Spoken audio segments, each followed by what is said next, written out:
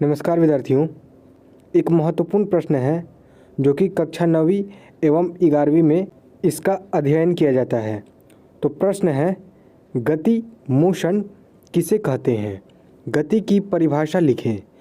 यानी हमें गति मोशन के बारे में बताना है और इसकी परिभाषा बतानी है। तो आइए इसका उत्तर जानते हैं। जब किसी वस्तु की स्थिति में समय के साथ परिवर्तन होता है तब कहा जाता है कि वस्तु गति में है।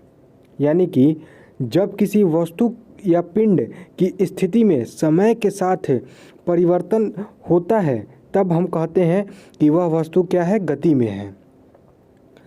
अतः किसी वस्तु की समय के सापेक्ष स्थिति में परिवर्तन को गति मोशन कहते हैं। यानी कि समय के साथ साथ किसी भी वस्तु की स्थिति स्थान में परिवर्तन को ही हम गति कहते हैं। अर्थात यह कहते हैं कि वह वस्तु गति में है। जैसे यहाँ पर उदाहरण लिखे हुए हैं, सड़क पर चलती गाड़ी। सड़क पर चलती गाड़ियों एवं वाहनों को देखा होगा। जब कोई वाहन आपके सामने से गुजरती है तो जिस समय उसकी स्थिति आपके सामने थी, कुछ देर बाद उसकी स्थिति कहीं और होगी, वह किसी और स्थान पर होगा, क्योंकि समय के साथ साथ उसके स्थान में परिवर्तन हो रहा है। तो हम कहेंगे कि वह वाहन, वह गाड़ी गति में है। अब एक और उदाहरण है, उड़ते हुए पक्षी। आपने देखा होगा कि आकाश में जब पक्षी उड़ते हैं तो उनके स्थान में भी समय के साथ परिवर्तन होता है।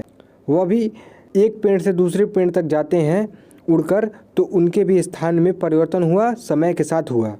दौड़ता हुआ बालक।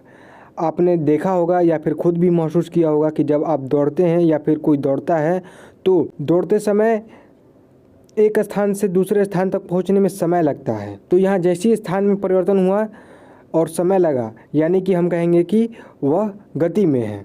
तो सड़क पर चलती गाड़ी, उड़ते हुए पक्षी, दौड़ता हुआ बालक इत्यादि गति के उदाहरण हैं। यानी कि जहाँ भी समय के साथ स्थिति में परिवर्तन हो रहा है तो हम कहेंगे कि वहाँ गति हो रही है। तो मुझे आशा है कि आप इस प्रश्न को अच्छे से समझ गए होंगे। यदि किसी प्रकार का डाउट है तो आप कमेंट्स के माध्यम से पूछ सकते हैं। तब तक के लिए धन्यवाद।